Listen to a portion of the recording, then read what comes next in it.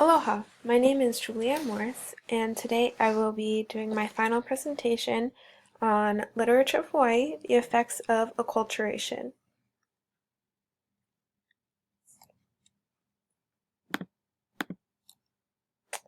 So, my central question of my project is, what does Hawaii's literature suggest about the differences created between generations due to acculturation?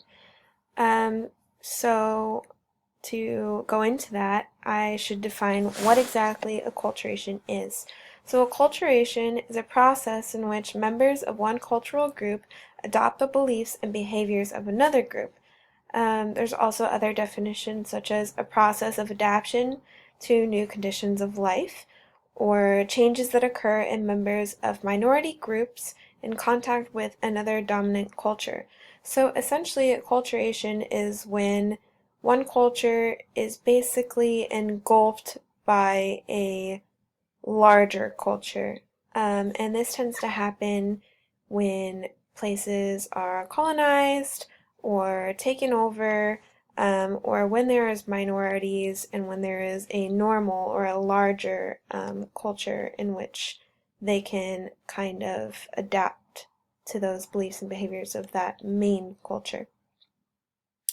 So, acculturation in literature, one of the pieces that we've covered this semester, which has touched on this topic, is Old Kimono by Marie Hara, and it's from the Island Fire Anthology of Literature from Hawaii.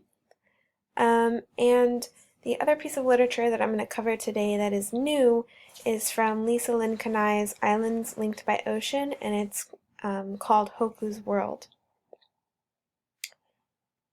So, both of these stories have themes of acculturation in which the main characters have kind of become American.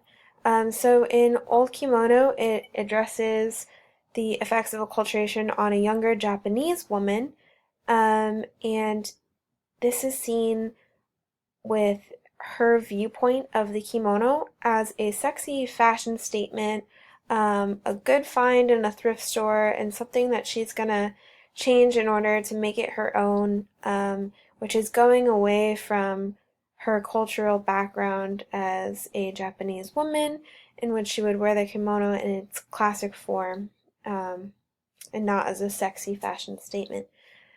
In Hoku's World, it addresses the effects of acculturation on a younger Hawaiian and local young girl named Hoku. And this is seen in the very beginning of the story as she is described as goth, wears dark makeup, she listens to Green Day, she talks about how she often doesn't realize that she even lives on an island, and her family's shopping at Costco. Also, her and her father are playing video games, and these other kind of American cultural qualities, which really have nothing to do with the generations of Hawaiian culture that had come before her. So, a little bit on why is this occurring in this literature. We can look at the effects of capitalism on local culture, and a couple studies have some good quotes. So this top one, in particular, Hawaiian families residing in Hawaii have been negatively influenced by social stratification and have had to adapt their cultures in order to survive in a capitalist society. So what this quote is talking about is because of the overthrow of the Hawaiian kingdom by the U.S., Hawaiian culture has had to adapt. You think of Hawaiian language was not even allowed to be taught or spoken in schools for a long period of time. So Hawaiian culture was looked down upon in a sense, and so many of the younger generations have had to adapt to American way of life and American culture, and in doing so have lost their connection to the older generations, which you can see in both pieces of literature. Then on the bottom it says, today Hawaiians continue to suffer the effects of haole or white colonization.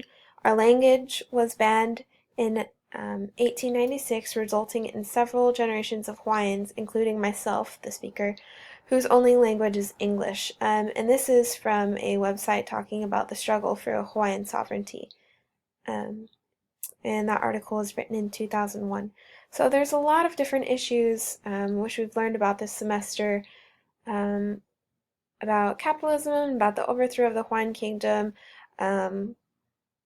about the plantations and everything else, where many of the cultures in Hawaii were kind of forced to become American, and so you see this generation gap, and that's reflected in a lot of the literature that we've covered. So finding balance, something unique about the two stories that I'm comparing is that both of the young protagonist females were able to kind of find a connection to their culture throughout the story. So I chose a passage from Old Kimono where she finds a connection to her Japanese culture through her kimono.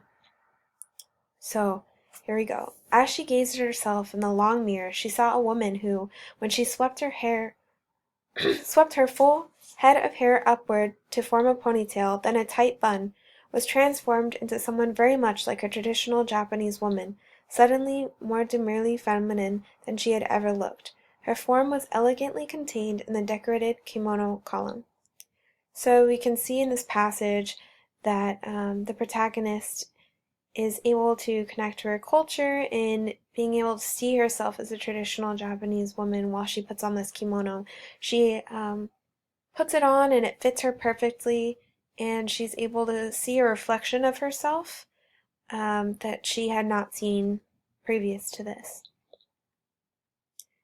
In Hoku's world, it kind of goes through the story where she's very goth and emo, whatever you'd like to call it, and she's really lost her connection with her culture, and throughout the story she kind of finds a connection through her uncle Cabby, and he actually almost dies near the end of the story, and because of that, she's kind of forced to realize how important he is to her, even though she'd kind of brushed him off earlier in the story.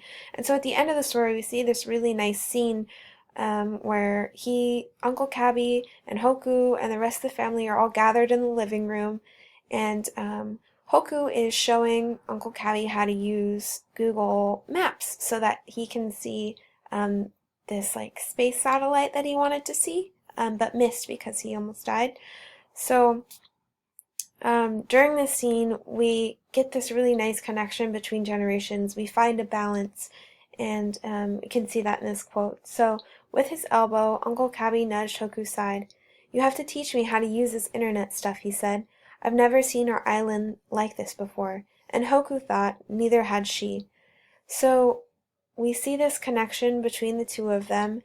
Hoku is using technology, and in doing so, she is learning about her connection to Hawaiian culture because her Uncle Cabby is sharing stories of him and Hoku's grandfather growing up and surfing, and pointing out all of these landmarks on Oahu Island to Hoku on Google Maps. So it's this nice cross between old and new, and so you have the American technology, but then you also have, Hawaiian storytelling and things like that going on. So there's a nice balance there.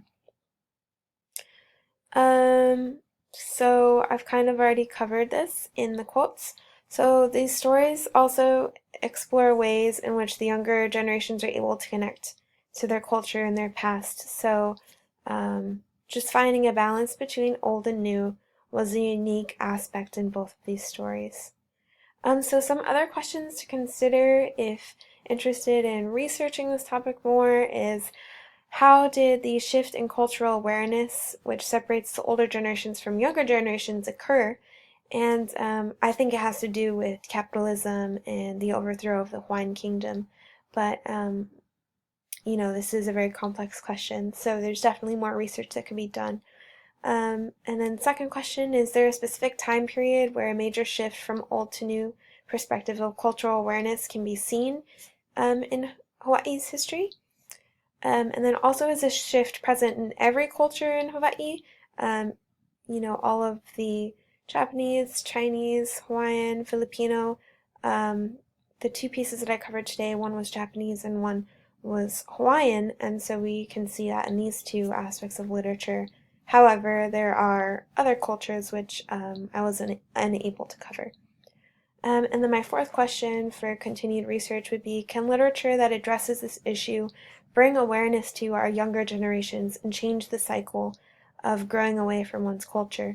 So to me, reading these pieces um, kind of made me want to connect to my culture more and find a balance between my American culture and my Hispanic culture as well. So I think that literature like this can have a positive effect on people, especially younger generations, um, and kind of helping them to connect with older generations and back to their culture, which many have lost.